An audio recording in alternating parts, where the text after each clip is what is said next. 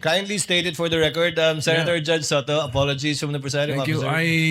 I did not get the exact words that were uttered during the last statement.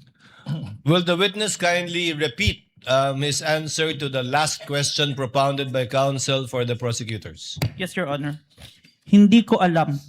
Pero isang beses, sinabihan ko talaga si Senator Imee.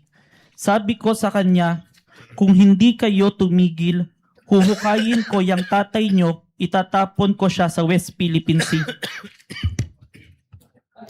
Huhukayin. May proceed, Your Honor, please. Counsel may proceed. Ano pa yung naging mga statements kung meron pa ng Vice Presidente sa araw na iyan? Last statement, kung presidente nyo siya, okay lang. Ako hanggang vice president lang ako. Hanggang number 2 lang itong bansa na ito. Wala itong number 1 para sa akin. Are these all the statements, Mr. Witness? Yes, sir. Now, proceed. Now, ano ba yung nangyari kung meron man pagkatapos madiskubre ng NBI yung mga naging statements ng Vice President nung araw na yan, October 18, 2024? Like what we did to the main video, the November 23, I proceed to preserve and authenticate the October 18, 2024 video, sir. Again, for ano ba yung ibig sabihin when you preserve the video? It means that I make the necessary action to ensure that the evidence will be accessible at any time, sir. All right, now. Ano ba yung ibig sabihin? After mo ma-authenticate yung video, ano bang ginawa mo kung meron pa? I saved the video on my laptop and on a flash drive, sir. Now, sinabi mo yung flash drive kung saan sinave mo yung mga video recording mo sa mga naging statements ng Vice Presidente sa araw na iyan. Now, kung yung flash drive na yan ipapakita sa iyo, ma-identify mo ba yan? Yes, sir.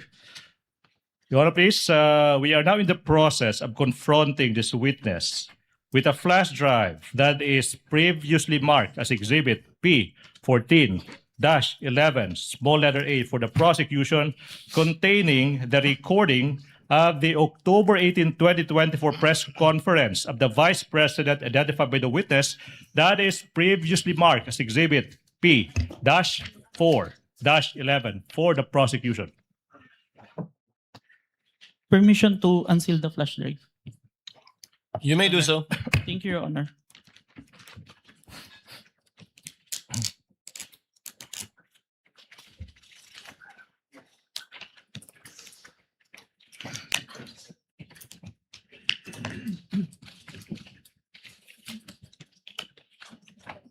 Manifestation, Your Honor, that the witness is in the process of checking the flash drive.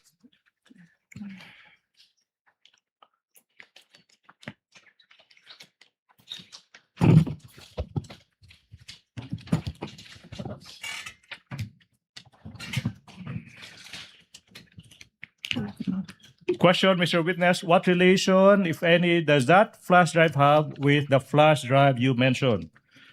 This is the flash drive where I saved the recording, sir. All right. Now, okay. Now, Mr. Witness, you mentioned earlier that you authenticated the subject video by recording the same through open broadcaster software, and then you compared the contents of the recording and subject video. And you also said that you found out that the respondent said, etong sinabi niya, gusto ko tanggalin yung ulo niya. At saka, I imagine myself cutting his head. Do you follow? Yes. Now, Mr. Witness, in what particular portion of that subject video did the Vice President utter, gusto kong tanggalin yung ulo niya, I imagine myself cutting his head? Permission to refer back to my investigator's note, sir. Witness may do so. Your Honor, may I approach the witness? Your Honor, may I approach the witness? Counsel may do so. Thank you. Stephen? For the first statement, timestamp 1 hour 35 minutes 57 seconds to 1 hour 36 minutes and 10 seconds. And on the part na I just imagine myself 1 hour 36 minutes and 52 seconds to 1 hour 36 minutes and 58 seconds, sir. Okay now? What about the statement that sinabi niya, so noon na-realize ko toxic na, di ba? Ganyan na yung imagination mo. Sinasakal mo na yung tao. And then I said, this is over. In what particular portion of the video did the Vice President utter that statement? From the authenticated video, timestamp 1 hour 38 minutes and 32 seconds to 1 hour 38 minutes and 48 seconds, sir. Okay. Now, what about the statement, hindi marunong maging presidente ang nakaupo? Kasalanan ko ba yun? In what particular portion of the subject video did the Vice President utter that?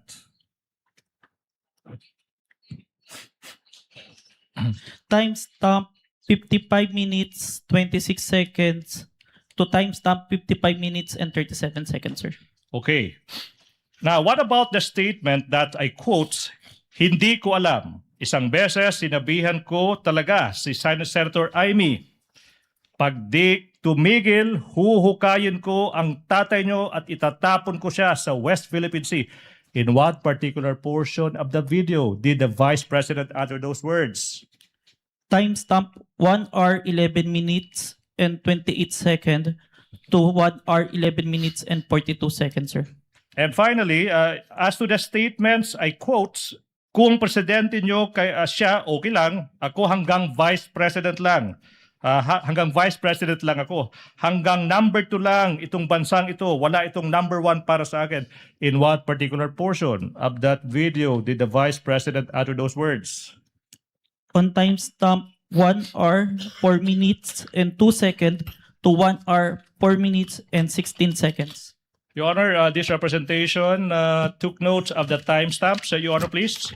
We now move for, we go to the next question. Now, Mr. Witness, I'm about to show you the specific portions of the recording of the October 18, 2024 press conference. Now, you tell us, after viewing these portions, what relations do they have with the subject video of that October 18, 2024 video that you identified, if any, okay? Now, Your Honor, we move that Attorney Stephen Magallaon be allowed to proceed to the technical booth to bring the flash drive and for the Secretariat to play specific portions of the video identified by the witness. Conditioned upon counsel being accompanied by a representative of the counsel for the respondent so that the exact same USB flash drive will be the one that will be played. To guide the Secretariat, Your Honor, please, these are the timestamps that the prosecution would like to present. First, from 1 hour, 35 minutes to 57 seconds to 1 hour, 36 minutes and 10 seconds. That's the first video. And the second video is from 1 hour, 36 minutes, 52 seconds to 1 hour, 36 minutes and 58 seconds. So move, Your Honor, please. Secretariat is instructed to kindly play the video in the presence of both counsels for the parties.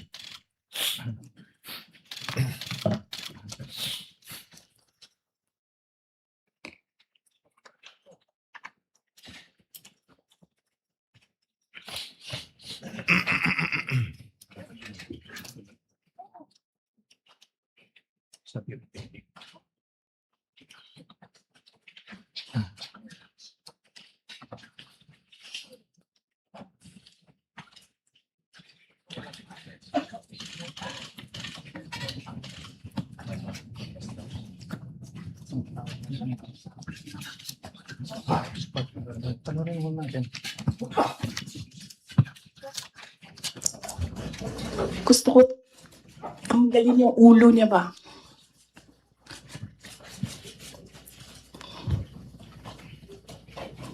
I realized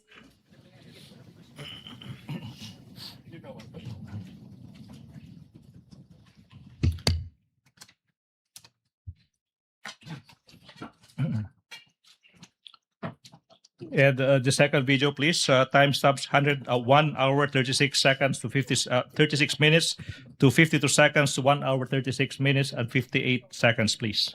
Oh, it's done. Is that it? Cutting his head.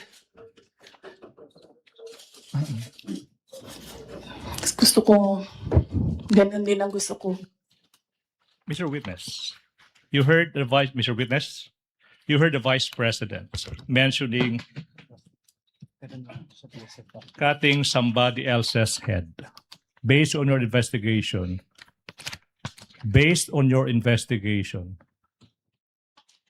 kaninong ulo ba yung nire-refer ng Vice President na gusto niyang tanggalin? The President, sir. Ulo ng Presidente. Yes, sir. Mr. President, you also mentioned timestamps 1 hour 38 minutes to 32 seconds and 1 hour 38 minutes to 48 seconds. May we have that specific portion be played?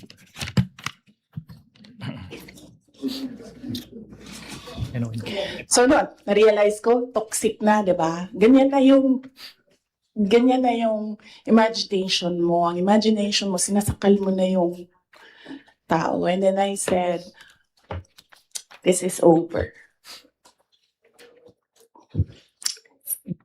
Okay. Then what about from timestamps 55 minutes 26 seconds to 55 minutes 37 seconds, please?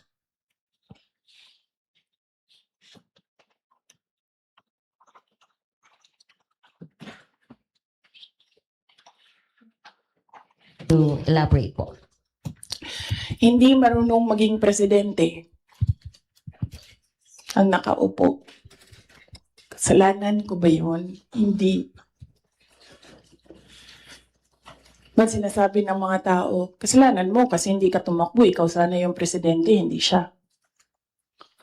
But then I said, maaga ako nagsabi na hindi ako tatakbo for president. May madaming mga.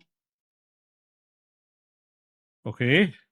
Now, what about from timestamps 1 hour 11 seconds? 1 hour 11 minutes 28 seconds to 1 hour 11 minutes 42 seconds.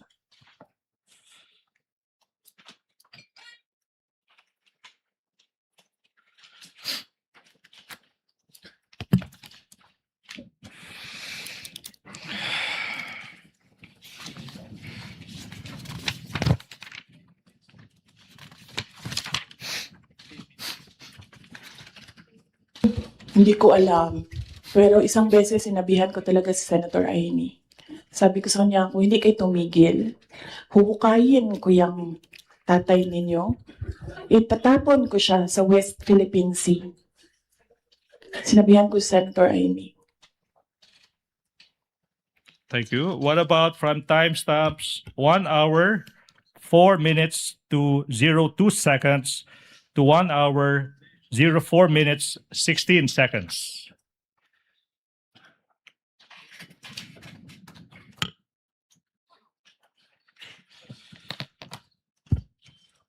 Ano? O hindi. Hindi ko na gusto. Kung presidente niyo siya, okay lang. Ako, hanggang vice president lang ako. Hanggang number 2 lang itong bansa na ito. Wala itong number 1 para sa akin. Yeah. Okay. May proceed, Your Honor. Mr. Witness, what relation, if any, do these portions of that specific video have with the video you authenticated as to the press conference of the Vice President on October 18, 2023? Those video presented were portions of the video that I recorded and authenticated, sir. Thank you so much. Mr. Witness, ano ba yung nangyari kung meron pa?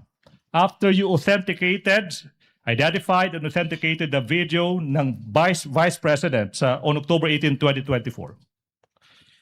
We perform open source investigation to identify naman po yung mga naging responses ng iba't ibang tao in response to the statement of the Vice President po. Ano ba yung naging resulta kung meron man sa naging open source investigation nyo?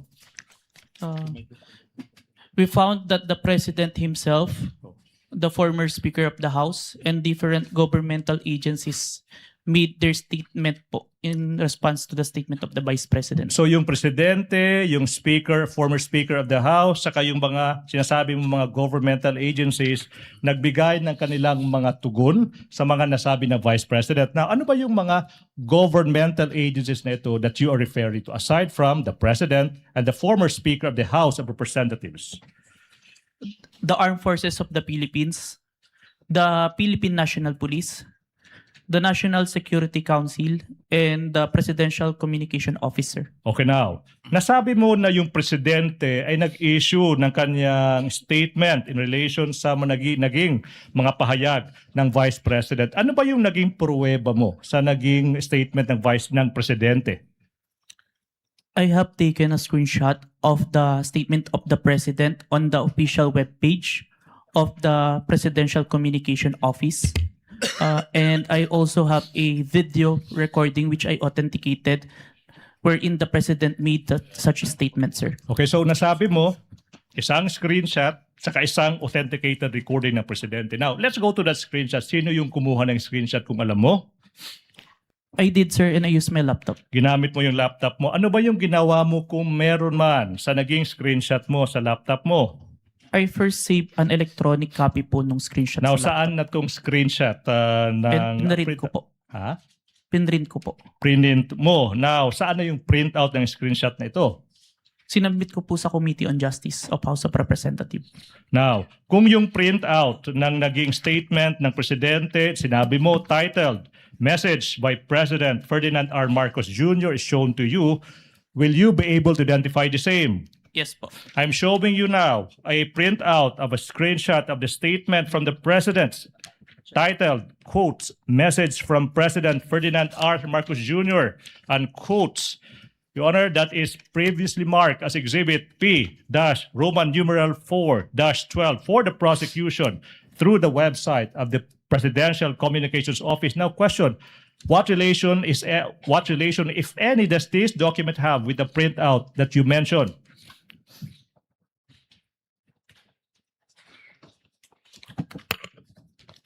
Your Honor, same objections to this printout. Yes. May I know the specific Your Honor, same objection? objections. There is on the right bottom portion of the Annex P-U-12, 12A, and until 12B, there are marked certified true copies from the NBI signed Safira T, dated 4/10/26, Your Honor. Court made a previous ruling about this matter already, but the objection is duly noted. We submit, Your Honor. Thank you. Mr. Witness, how faithful, please? How faithful, if at all, is this printout from the actual screenshots? The printouts accurately reflects the screenshot, sir. And how do you know that this printout accurately reflects the screenshots? I compared the printouts with the screenshot and the web page wherein the message can be seen and found that the contents are identical, sir. Now, you mentioned that an authenticated recording of the president making the statement. You mentioned that. Now, yung question now is, sino ba yung gumawa ng authentication na ito? I did, sir. Ano ba yung pruweba mo na ikaw talaga yung nag-authenticate ng video na ito? It's part of the January 30 Affidavit of Authentication of Digital Evidence na in-identify ko po kanina. Okay, Mr. Witness, ano bang ginawa mo kung meron man? Pagkatapos mo, sinabi mong ni-record mo, tsaka in-authenticate mo yung video ng presidente na nagbibigay ng statement niya. Sinave ko po yung video sa laptop ko and sa flash drive. Oh, na-mention mo yung flash drive. Now, kung yung flash drive ipapakita sa'yo, ma-identify mo ba yan? Yes po. Now, Your Honor, please, we are in the process of confronting this witness ng isang flash drive that is previously marked for the prosecution as Exhibit P-Roman numeral 4-13, small letter A. Permission to unseal the flash drive, sir. Witness may do so. Thank Please you, Your proceed. Honor. Continuing manifestation that the flash drive contains the recording of the president making the statement that is previously marked as Exhibit P-Roman numeral 4-13 for the prosecution.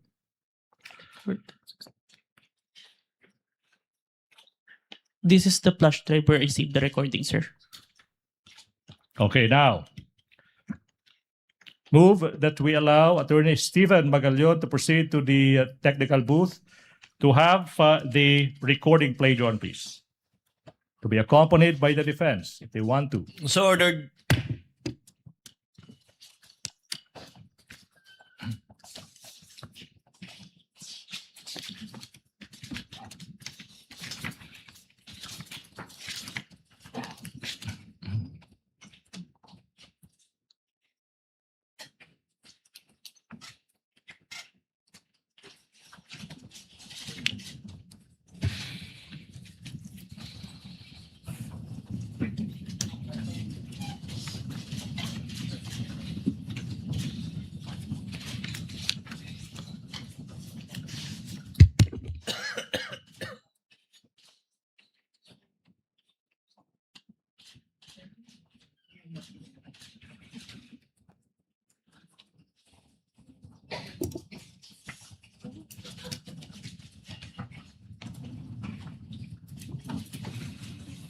Mura.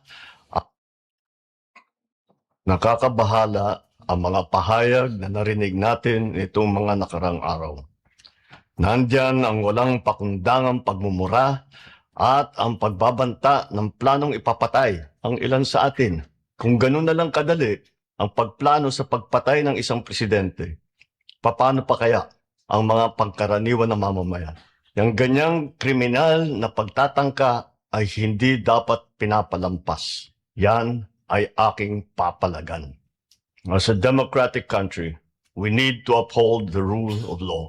Ako, bilang pinuno ng Executive Department at lahat ng mga nanunungkulan sa pamahalaan ay may sinumpaang tungkulin na tutupdin at pangangalagaan ang konstitusyon at ang ating mga batas. Kaya hindi tama ang pagpigil sa mga halal ng bayan sa paghahanap ng katotohanan. Hindi na sana hahantong sa ganitong drama kundo at sa House of Representatives. Ang katotohanan ay hindi dapat itokhang. Tapos na sana ang usapang ito kung yan ay magsabi ng totoo at hindi hahadlangan. Imbis na diretsahang sagot, nililihis pa sa kwentong chicheria. Hangad ko na matuldukan na itong mga pangyayaring ito sa parang matiwasay at magdadala sa atin sa katotohanan. 12 taon din ako nanungkulan sa magkaparehong kamara ng Kongreso. Batid ko ang kapangyarihan iginawad sa kanila ng taong bayan at ng ating konstitusyon. Dahil dito, iginagalang ko ang kanilang gawa at ang buong executive branch. Lahat ng mga ahensya ay hindi nakakaligtas at parating sumasailalim sa kanilang masusing pagsusuri. Bilang isang bansa, marami tayong mga paghamon na dapat harapin at mga suliraning dapat bigyan ng lunas. Sa kabila ng mga pambabatikos, natin ikokompromiso ang rule of law. Kailangan manaig ang batas sa anumang sitwasyon, sino man ang tamaan. Kaya hindi ko hahayaan magtagumpay ang hangarin ng iba na hatakin ang buong bansa sa burak ng politika. Igalang natin ang proseso. Ito pa rin ang katiwala sa atin ng milyon-milyon na Pilipino. Magtrabaho po tayo sa ikauunlad ng Republika ng Pilipinas at para matamo ang bagong Pilipinas. Your Honor, the defense puts on record that the video was skipping and then portions where the president or who seemed to be the president was paused while audio was continuing playing. So it's delayed. Yes, Your Honor. Noted. Thank you. Mr. Witness, what relation, if any, does that video have of the president making the statement, if any, to the video of the president making the statement? That is the video that I recorded and authenticated, sir. All right, now proceed. You mentioned that the Presidential Communications Office or PCO also issued a statement. Ano yung pruweba mo na yung PCO nag-issue ng statement na iyan? I have a screenshot of the webpage of the Presidential Communication Office wherein they considered the statement of the Vice President as an active threat. As an active threat. Okay, now, sino yung kumuha ng screenshot na yan? I did, sir, and I used my laptop. Now, saan yung printout ng screenshot na yan? Sinubmit ko po sa Committee on Justice of House of Representatives. Now, aming ipinapakita yung isang printout ng isang screenshot galing sa website ng PCO kung saan yung statement, makikita yung statements ng Vice President, sinasabi ng PCO, that's an active threat. Now, previously marked as Exhibit P Roman numeral 414. May you peruse the same. And after perusing the same, the question, Mr. Kalilong, is what relation, if any, does this document have with the printout you mentioned? But you have to peruse the document first. For the record again, Your Honor, the Council may proceed. Exhibit P-4-14 is a photocopy, and on the right bottom part, there is a stamp mark, certified true copy NBI signed Sapphirati, dated 4/10/26. The observations and comments of the Respondents' Council are duly noted. Witness may answer. Please peruse the document and answer the question, please. This is the copy of the printouts that was submitted to the Committee on Justice, sir. Thank you so much. How faithful, if at all, is this printout from the actual screenshot you mentioned? The printout accurately reflects the screenshot, sir. And how do you know that the printout accurately reflects the screenshots? I have compared the screenshot with the printouts and the web page and found that the contents are identical. Now, let's proceed. Mr. Witness, sinabi mo rin na yung former Speaker ng House of Representatives nagbigay rin ng statement sa mga pagbabanta ni VP of DUTERTE sa isang video. Ano ba yung maging pruweba mo sa naging pahayag ng former Speaker ng House of Representatives? I have a video of the statement of the former Speaker of the House of Representatives during the plenary session on November 25, 2024, which was published by ANC Digital, sir. At sinabi mo na authenticate mo yung video na yun. Ano ba yung naging pruweba mo na ikaw ay nag-authenticate sa video na iyan? It's part of the Affidavit of Authentication of Digital Evidence dated January 30, 2025, which I identified earlier, sir. Now, ano ba yung ginawa mo kung meron man after you authenticated yung video ng former Speaker of the House of Representatives? I save a copy of the video on my laptop and a copy of the video on a DVD and a flash drive. Now, sinabi mo, sinave mo sa isang flash drive. Kung yung flash drive na iyan ipapakita sa iyo, ma-identify ba mo ba yung flash drive na yan? Yes, sir. Your Honor, we're in the process of presenting to the witness yung isang flash drive that has been previously marked as Exhibit P Roman numeral 4-15 subparagraph A, which contains the recording of the former Speaker's speech previously marked as Exhibit P Roman numeral 4-15. Permission to unseal the flash drive, sir. Witness may proceed. Thank you, Your Honor. Manifestation, the witness is in the process of checking that flash drive.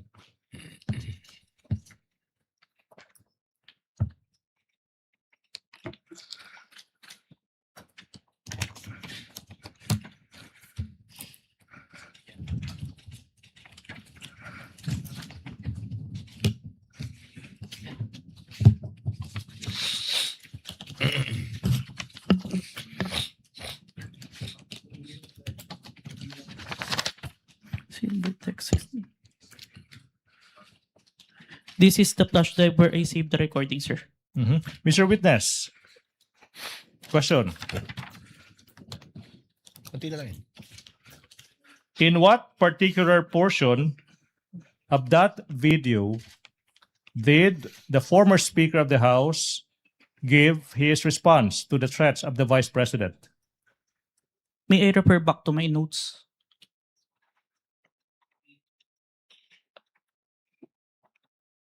Your Honor?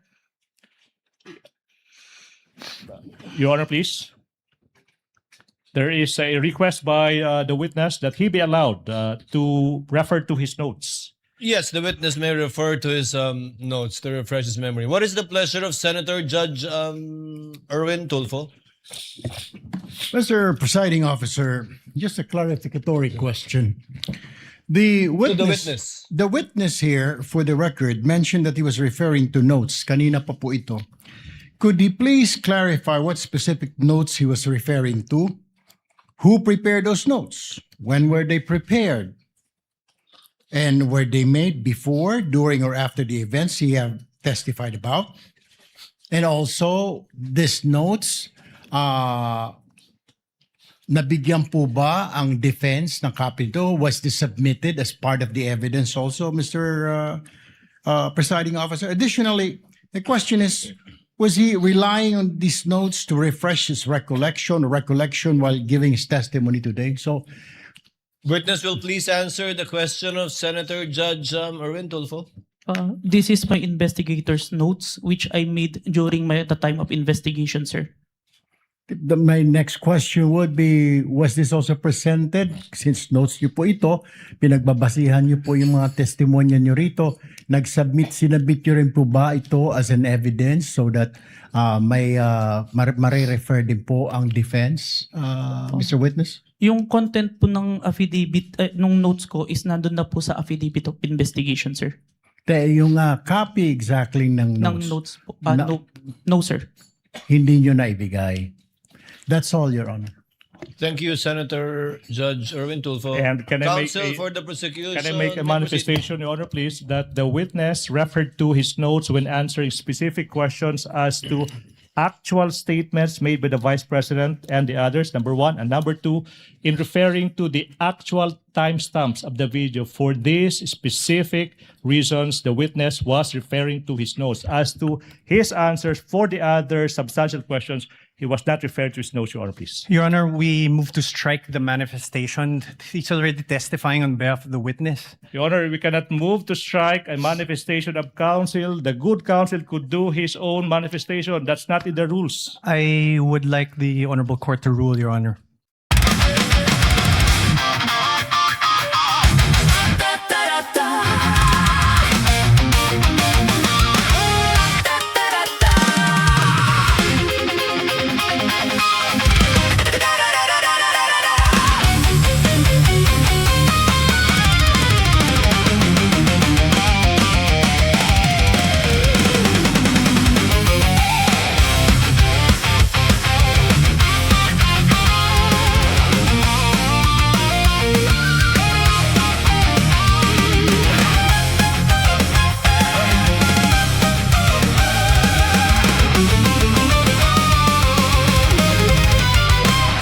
Madilim daw ang paligid, putukan daw ay maririnig.